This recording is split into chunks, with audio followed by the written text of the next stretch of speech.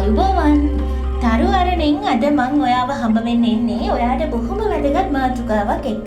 සමහර වෙලාවට ඔයාට හිතෙනව නේද ඔයා කොච්චර මහන්සි වුණත් කොයිතරම් කැපකිරීම කළත් ඔයා බලාපොරොත්තු වෙන ප්‍රතිඵලය හම්බ වෙන්නේ නැහැ කියලා. හිතන්න ඔයා ළඟ තියෙනවා බොහොම වටින පැලයක් හදන්න පුළුවන් විදිහේ බීජයක්. ඔයා ඒක හිටවනවා සරු නැති පසක. එතනට ඉරේලිය වැටෙන්නෙත් නැහැ, ජලය ලැබෙන්නෙත් නැහැ. එහෙම වුණොත් කවදාවත් ඒ පුංචි බීජය ලොකු ගහක් බවට පත් වෙන්නේ නැහැ. අපේ ජීවිතෙත් අන්න ඒ වගේ තමයි. අපේ උත්සාහයට අමතරව අපි වටේ තියෙන එනර්ජි එක හරියට කල්පනාකරණය කරගන්න අපි දැනගන්න ඕනේ.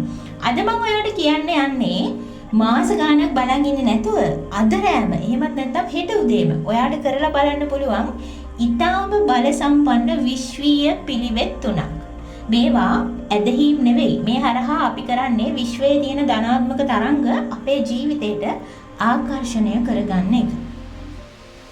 ඔයා ඉන්නේ බොහොම බරපතල විදිහේ ආර්ථික අපහසුතා සහ ණය බරක් එක්ක නම් ඒකෙන් නිදහස් වෙන්න හිතමින් නම් ඔයා මේ වෙලාවේ ඒ වගේ තත්වයකට මුහුණ දෙමින් ඉන්න කෙනෙක් නම් කීයක් හම්බ කළත් මාසේ අන්තිමට අතේ සතේ නෑ. පුදුම ණය ගොඩක් ඒකෙන් ගැලවෙන්න ක්‍රමයක් පේන්නේ නෑ. හදිසි මුදල් අවශ්‍යතාවයක් ඇවිල්ලා තියෙනවා ඒක කරගන්න විදියක් නෑ. මෙන්න මෙහෙම ලත වෙමින් ඉන්නව නම් ඔයා මුදල් පසුම්බියේ රහස මෙන්න මේ කෙම් ක්‍රමය අපි අද කරලා බලමු. ඔයාගේ පර්ස් එක මුලින්ම අතට අරගන්න. ඒක ඇතුලේ තියෙනව නේද පරණ බිල්, ඕන නැති කඩදාසි කෑලි, දූවිලි, අන්න ඒ දේවල් අයින් කරලා මේක හොඳින් පිරිසිදු කරන්න. පර්ස් එක තමයි ඔයාගේ ධනය රඳවා ගන්න වාජනය. ඒක පිරිසිදු නම් ඒකට ධනය ආකර්ෂණය නොවී තියෙන්නේ නැහැ. ඉතින් ඊට පස්සේ කුරුඳු කෑල්ලක් හරි කුරුඳු කුඩු ස්වල්පයක් හරි හොයාගෙන පිරිසිදු සුදු පාට කඩදාසියක ඔතලා ඔයාගේ මුදල් පසුම්බියේ මුදල් තියෙන තැනින් තියන්න. කුරුඳු කියන්නේ බොහොම ඉහළ කම්පන වේගයක් තියෙන ඖෂධයක්. ඒක ධනය ආකර්ෂණය කරන ප්‍රබල කාන්දමක් වගේ වැඩ කරනවා. මේක කරන අතරේ ගැඹුරු හුස්මක් අරගෙන හිතෙන් මවා ගන්න. ඔයාගේ පසුම්බිය නිතරම මුදල් වලින් පිරීලා තියෙන බව මේක ඔයා ඕනෙම දවසක කරන්න පුළුවන් කෙම් ක්‍රමයක්. හැබැයි බ්‍රහස්පතින්දා හෝ සිකුරාදා දවසක කරන එකෙන් මේකෙන් ඉක්මන් ප්‍රතිඵල ලැබෙන බව තමයි විශ්ව නීතියේ සඳහන් වෙන්නේ.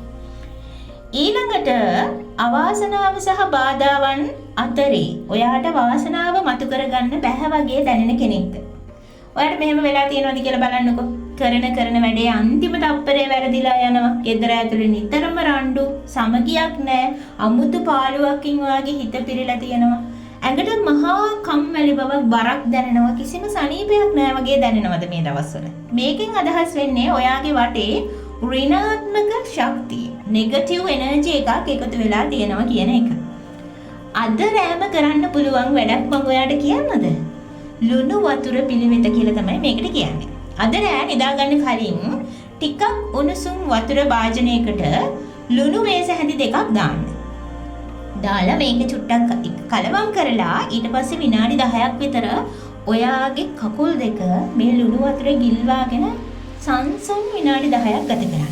ඒ වෙලාවේ ඔයා හිතන්න ඕනේ මෙන්න මේ දේවල්. ඔයාගේ ශරීරයේ තියෙන ඔක්කොම පීඩාවල්, කරදර, අවාසනාවන්ත ශක්තියින් සියල්ලම මේ ලුණු වතුර භාජනය විසින් උරා ගන්නා බව. තව දුරටත් ඔයා ළඟ ඍණාත්මක ශක්තිය, නෙගටිව් එනර්ජි එකක් නැහැ කියලා ඔයා හිතෙන් විශ්වාසයෙන් හිතන්න ඕනේ. ලුණු වලට ඕනෙම විෂක් සහ ඍණාත්මක තරංගයක් උරා ගන්න බලයක් තියෙනවා.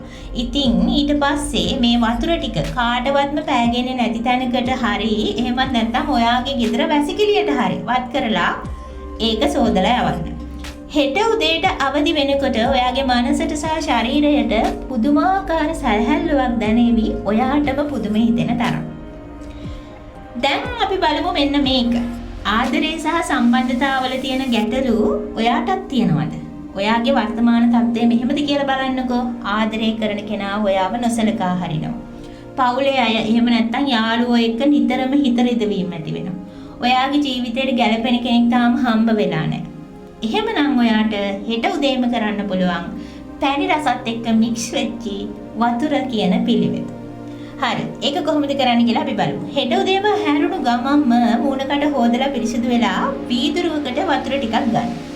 ඒකට සීනි හැන්දක් හරි මී පැණි ටිකක් හරි දාලා දිය කරන්න.